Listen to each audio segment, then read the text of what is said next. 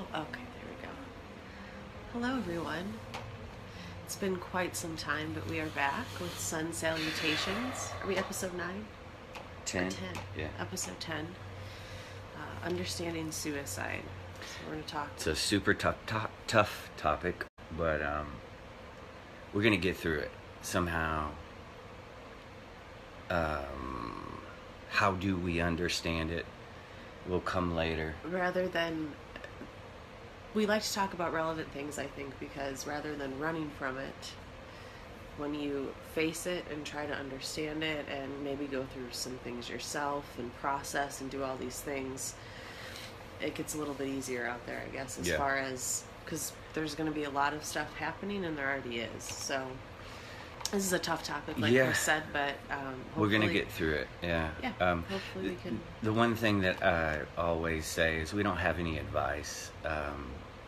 My intuition gives me my advice. This is my understanding about it. Cassie will have her understanding about it, and then if it jives with and it can possibly help, then cool. But that's about it.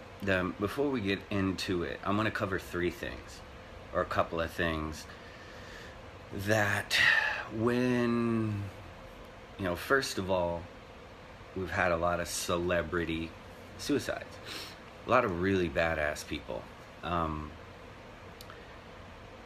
You hear this all the time. This disrespect. And I'm going to squash a bunch of shit before we even get into the seriousness of the topic. The disrespect that comes when someone takes their life because of their pain that they're holding on to. These people that have well, if a celebrity takes their life, everyone fucking freaks out about it. Well, you know why? Because they're in the public eye. These people are internationally known. They don't have 300 friends on Facebook. These are people that are beautiful souls that are internationally known. So yeah, people are gonna it's gonna move the world. The disrespect that comes in is, and then they try to put the military into it. I'm a former Marine. A lot of you know that. I feel it's my responsibility to help my former brothers who are and sisters who are dealing with PTSD. Sun, mind, and body is. They're always like, well, 22 soldiers commit suicide a day because of PTSD. And you're not doing a goddamn thing about it. I am. So shut up. It's disrespectful to the actual individual. If you want to complain about that and complain about how a celebrity that for some reason you are going to disrespect because you don't like them, it just serves no purpose. How about you do something about it? The second thing with the PTSD, PTSD stems from holding on to a moment, reliving that moment over and over. It's a very traumatic moment, and that's holding on to the past. There are, when you move forward, or you're living in the future, you're living with anxiety and creating a world of hell for yourself. And either one of those things take you out of the moment. We're going to get to that in a minute. But going back to the other thing I wanted to talk about is the religious aspect of it. You have here in the South a very religious mindset that teaches you'll go to hell if you commit suicide. Well, first of all, that doctrine, if that is of your doctrine, we don't care. We don't care what your opinion is about this. A person took their life. Let's get to the point of how to help understand people who are going through this pain, whether it be, living forward with anxiety or living. How about we help them understand it so they can help them possibly prevent themselves from committing suicide. So those are the things: the religious thing, the celebrity thing, the PTSD.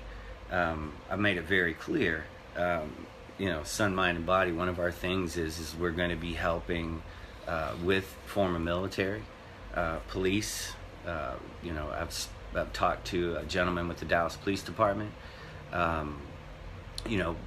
Understanding these things, providing opportunities for meditation to officers that are in the field who are dealing with shit every day, can help, keep them in the moment, help them not create this atmosphere for themselves out of fear, and help them not relive moments in the past that they're holding on to that could possibly bring that pain and eventually lead to suicide. I'm probably going to throw you off your total because you have some notes. Sure. But there's a thought I always had. I remember when I was growing up, I would always, when I found out someone had committed suicide, it would be, what a selfish act. But really, is it selfish? Like, why? I don't know if we want to necessarily dive into that. But that's something that I've just really been thinking about. That goes right. That's my note. Oh. What do you know? That worked out perfect. But no, great minds think alike. Yeah. The selfish. It's just, I don't feel that way anymore. However, sure. I'm just curious and why we think that way. In my life, with my personal growth, I try to every day learn something by what's being provided to me. I use a funnel effect. You have a circumstance. Well, that circumstance has a point to where once you understand that point, you narrow it all down, you understand it, that circumstance, if it's a negative circumstance, it goes away because of the understanding. I have funneled suicide down to two versions of suicide. And this is how it goes. Living out of the present moment, whether if you're living in the past and you're living on that holding on to that terrible moment, that traumatic moment, that 16 traumatic moments, a lot of people hold on to multiple. That's eventually going to wear on you. People say that, disease is caused by stress. And stress is caused. One of the many things is stress, holding on. Yeah, is holding on to and or living in the future. The two types of suicides that I wanted to discuss are, first of all, the selfish suicide. The selfish suicide is when a person takes a gun, walks into a school, walks into a church, kills as many people as they can, turns the gun on themselves and kills themselves. That's a selfish suicide. The selfless suicide, Anthony Bourdain's a prime example. He's a wonderful man. If you study him or if you're a fan of his, he just is one of the most of our time, philosopher, traveler, chef, just an all-around badass. Completely enlightened, completely, living his purpose, completely doing what he was supposed to do. He's completely connected to the world, his unconditional love, connected. Well, what happens with an empathetic person? Someone as beautiful as him, Jim Morrison, Janis Joplin, Jimi Hendrix, Kurt Cobain. The artist as well. He was 27 as well. The guy you really like. Shannon Moon. Him too, but it'll come to me. Not Banksy, obviously. The other guy. Jean-Michel. Yeah. Basquiat. These people are just living beautiful examples of, just beautiful people, completely connected to the world, very empathetic towards others. An empath feels others' pain, and they're going to, if they're holding on to that and they're not dealing with that specific pain, that pain of the world is going to wear on them. Chris Cornell, Chester from Linkin Park, beautiful souls. they're holding on to all this pain, this worldly pain, and they're trying to escape it and trying to escape it. Well, if you're such a beautiful, empathetic, one with the all person, that's eventually going to weigh on you, and you're selflessly going to remove yourself. Because, yeah. And without causing harm to others, and all I hear, you have all this disrespect that comes with the this how could you leave these people? Yeah. And that's just something about that. You don't know. And the people that have a problem with that have no empathy at all. Yeah. And they have no empathy, no sympathy, no nothing, no feelings. They're very selfish fucks. That's why they're disrespectful, and they are not connected to anyone, not even themselves. And I said that right here because that's exactly what it is.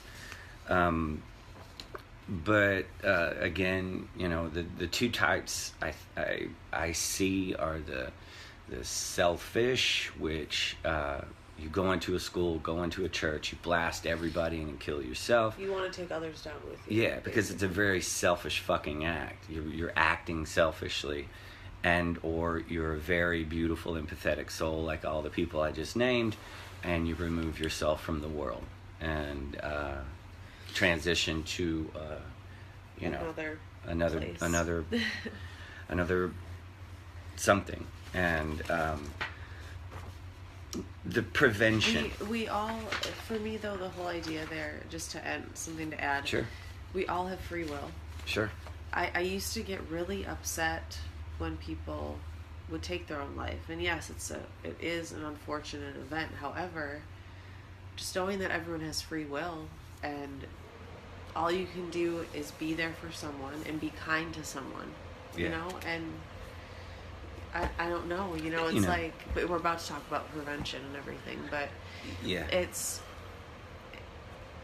it was their time. I really truly feel with these beautiful souls, I don't know how to really describe it. It's a hard thing to talk about. I view them, all of these beings, all the beings that I've named, as angels. I think they came and they did so much good. They came so much good and they delivered such a message to the world. And it's a wearing message. It wears on you, and it's hard. Life is hard. All those people I just named will live forever. Yes. Through their art. Yeah. And people say, I honestly believe that when you see these people, they instantly move you. There's something about that je ne sais quoi that they have, that they're so in tune with themselves. They're so beautiful. Their art that they're delivering. They see God in themselves as well as every other human. Yeah, they see God in everyone, and they understand that they are a fragment of God, and that they're going to do what they can and express their art through whatever genre that they do. A lot of people are multifaceted. You've got actors. Jared Leto is a prime example of a beautiful artist. Just all of these people that are bringing it right now. Diane Wood, one of our favorite bands, beautiful souls. But that prevention of suicide is this. It's a simple thing. This moment that we are in, I'm present in this moment. You're present in this moment. Everybody that's watching this is present in this moment. We're all present. Now, the moment that this goes away, that will be a future moment. And I will be present in that moment. You will be present in that moment. Being present in the moment, it takes a lot of practice. Meditation for me has been my practice. It's been sometimes hours. And then it's years and years and years of practice of meditation and silencing my mind and listening to my heart, working on myself. Those are things that keep me present in the moment. It's what I like to call a walking meditation. This moment for some people is unattainable. It's simply unattainable. This moment is where life happens. If you're not present in this moment, you're missing life. Yeah, it's life isn't happening in the future. We Right. haven't gotten there yet. Yeah. Life already happened in the past. People- We're not going back there. There is a thing called the now, and many people I don't think are aware that it Yeah, exists. that the now. I yeah. remember feeling that I thought I was living the moment, but I never really was. Yeah. There's a defining moment when you realize it almost takes your breath Yeah. away. I feel like that you realize that you're actually present. Present in this moment. That's at least what I experienced. It was A lot of people, we've done now, this is our 60th episode. Is it really? Yeah, we have a YouTube channel. Wow. We've talked about a lot of stuff. We've talked about suicide before. The reason that we're talking about it now is it's ramped up 30% in the United States since 1999. 30%. You've got PTSD with the military, which we're going to be helping. You've got, these days, you've got a bunch of life's hard, and there's Stuff. a lot of things going on. Yeah. And it's I a mean- lot for a lot of people because they're living in it. They're creating this chaos, this disharmony by being attached to the material. We've talked about that before. We're not going to get into it, but there's all different. You'll see. I mean, every individual is unique, and every situation has been unique, and yeah, all of those things. And it's just, I think if the grabbing onto anything or not being able to process or feeling like it's hopeless. Mhm. I've experienced those things myself. Everyone I'm has. sure everyone Yeah. has. And being empathetic enough to understand why someone would take their own life, I think, is part of the understanding. Mhm. As may sound morbid to some people out there, it may sound very strange to say that, but I have definitely personally been able to sympathize and understand just through my own hardships. yeah. And there's Some people pretend like they're not going through anything, and those are the selfish people. Those are the ones that put on that ego every morning that they walk out into town, and they don't have any problems. So it's hard to really it's hard to get that through a thick skull like that. But and I don't know. I'm also this kind of just came to me. It's, I think, walking around without your purpose. I don't want to Yeah. say that is leading to anything, but people feel lost, I think, and Yeah. it's really finding yourself, quieting your mind as much as possible, and saying, why am I here? Yeah. Because if you feel like you don't have a purpose, and I mean, sure, I don't no, know. it's a lost fucking feeling. What was my thing? It's about you it's take the super lost because I've you been want to there, get we've back been to there. the ocean. You're the drop and you're fucking lost, and you're like, Yeah. I want to be back home. And that when you find that, through meditation, through yoga, tai chi, all the things You just have to silence in order to even silence the relieve mind to any hear of that the heart. stress. Yeah. So getting back to this moment, we were in this moment the entire time.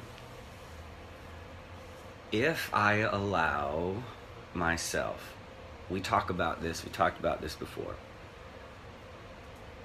We each experience 50 to 70,000 thoughts, of which I like to call pop thoughts, a day. And they just fucking pop up and then they go away. Pop up and they go away. Pop up and they go away.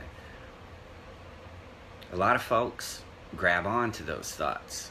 And they wake up in the morning and first pop thought comes through it and they grab onto it and they instantly get jealous.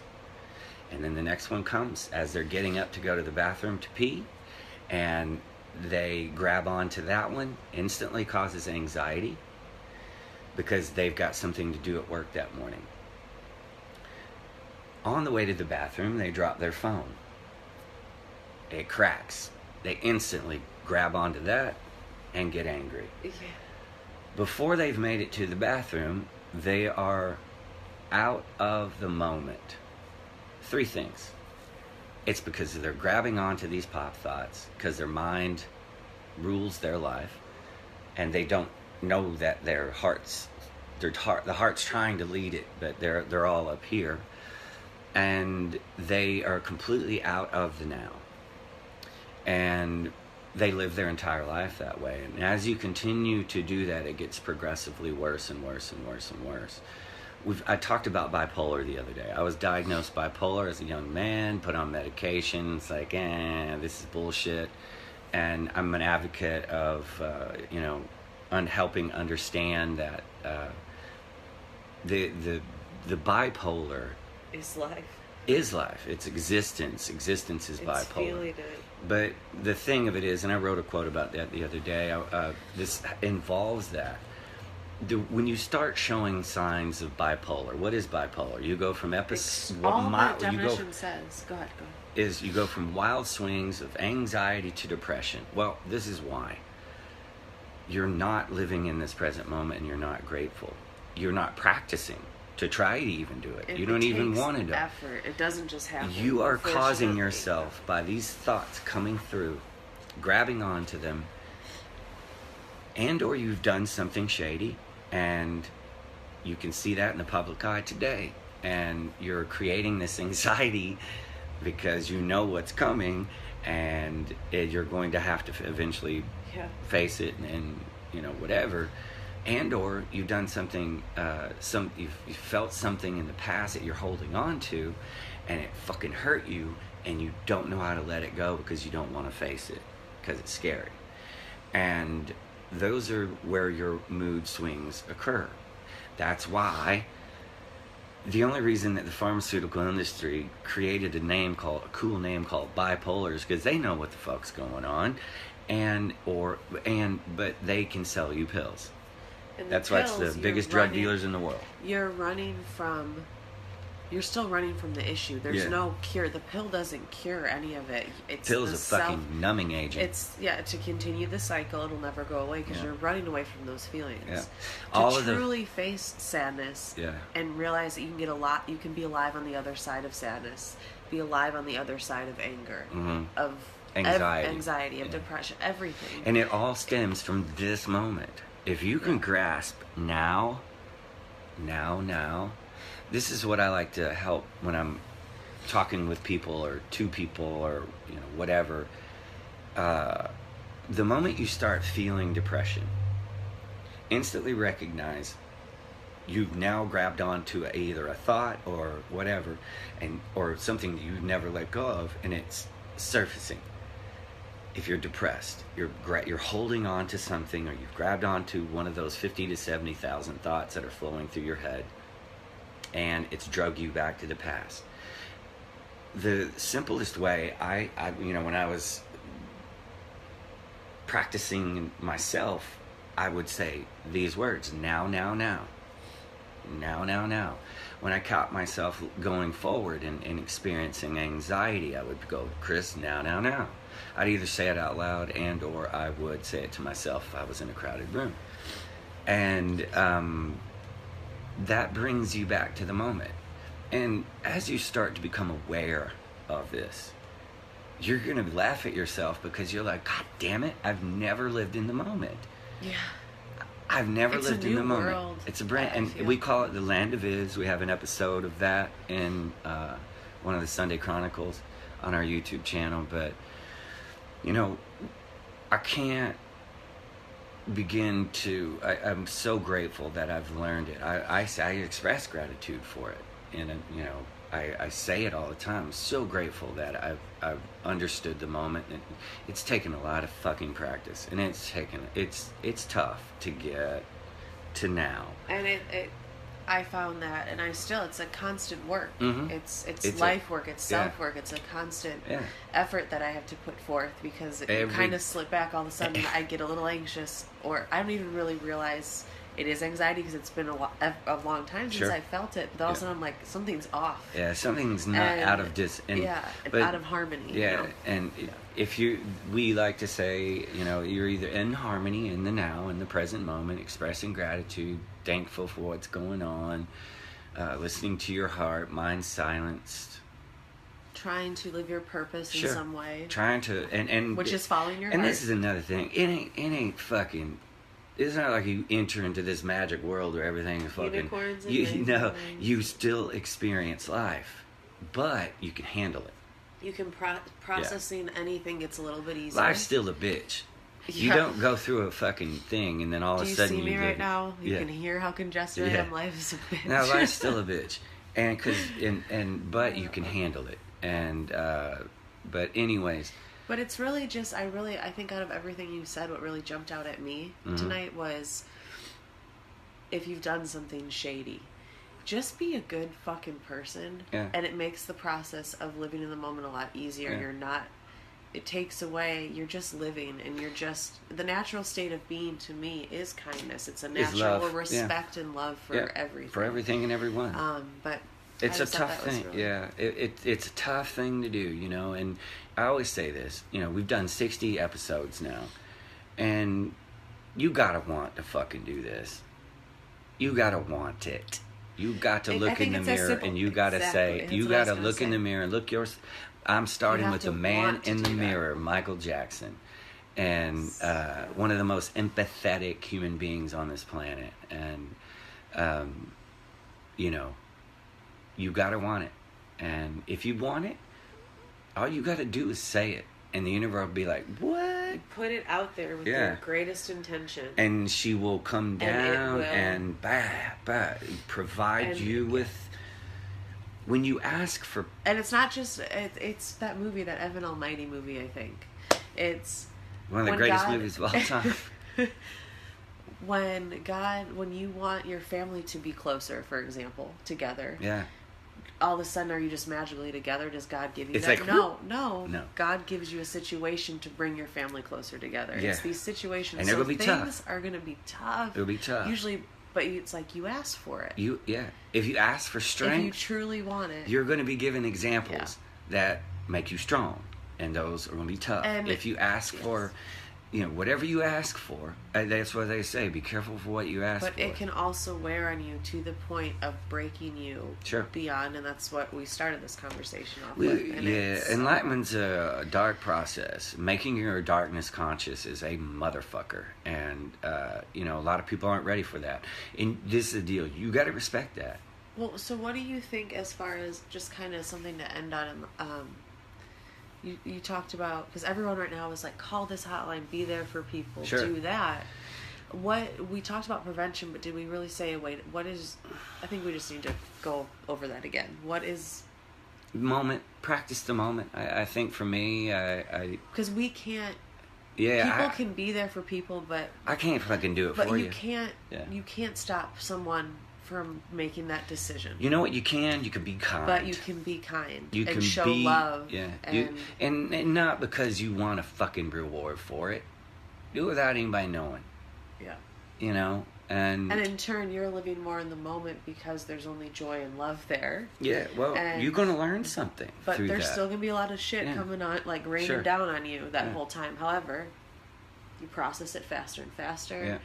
Keep working, and it just little by little gets a little bit easier. Yeah, and you know, there are so many things, so many numbers, so many wisdom, so much wisdom out there.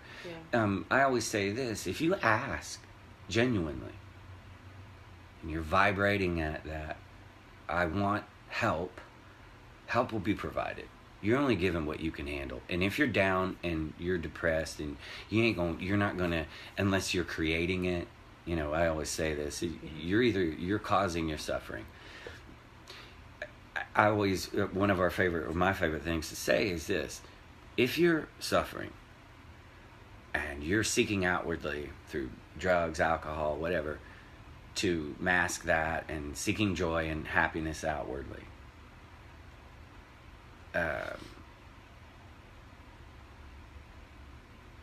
as you continue to do that, you're going to bump. Yeah, I always used to say that I slam my head against the wall, slam my head against the wall, slam my head against the wall until one day I realized I was the wall. Yeah.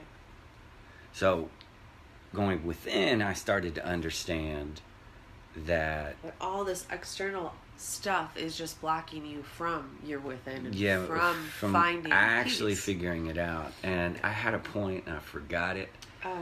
But nonetheless, this has been a good talk. This is have some. Nobody wants to hear your shit, and if you're gonna complain about it, then do something about it.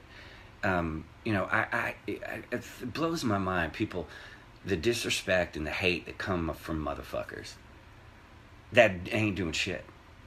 They're not doing a goddamn thing about, only concerned about themselves. And yet they want to come out and fucking bitch about it. Especially you former fucking military guys. Trying to be all fucking hardcore. And I'm like, well, do something about it. You're a former. I know. You are a former military. I am. I'm a former Marine. But by God, we're doing something about it. And we're eventually, as we grow, we're going to start to expand. It's the whole, we say this probably every episode, we discovered the whole change the world, change yourself. Yeah. As I've changed myself, that's become my purpose. Yeah. And you know, we can simply help by speaking. In a room full of, or we've had thousands of people watch these videos. And it's just, once again, offering a different lens of the world. Sure. This is our lens. We have a lot of similarities in how we see things, but yet our perspectives, there's 8 billion perspectives and perceptions in this world. Our perspectives are completely different. And they're completely different, but there are our understandings come from here, and we are, like everybody else, all connected to the same source. So there's a common link between all of us, and it's tapping into yourself to find that common link. And the more and more people do that, the more unity will happen. I really think the less suicides and the less escaping will happen. But you never know. It could just be a thing that's always there, and you never know. Yeah, we don't know. All we can do is our best, and our best. 60 episodes we've given. I think there's a lot of insight in what we say. Because, and this just kind of popped into my head, with more and more suicides that have occurred, it's something just to be aware of in others and yourself when someone says, okay, keep an eye out for someone who's depressed, who's that, who's this. If someone's having a really bad day and they feel pretty down, doesn't mean they're going to be Hey, no, the thing is that let them process, but be there for them. Obviously they need someone to talk to, but it's a lot of these suicides, it's not the labeling and the pointing and the I don't know. Chester, Chris Cornell, Bourdain, Kate Spade, there were no signs. That's what I mean. It's and it's a decision that was made. It was they made that decision, and they didn't want to disrupt anyone else, and they wanted to remove themselves from the world peacefully. And so you don't never know, and that's what we're trying to say. Be fucking kind. People put on a mask while they talk to you, and inside they're fucking hurting. So be kind, and it costs nothing to be kind. You feel a lot lighter too. I found. And you never know, you may help somebody. Yeah. Adios.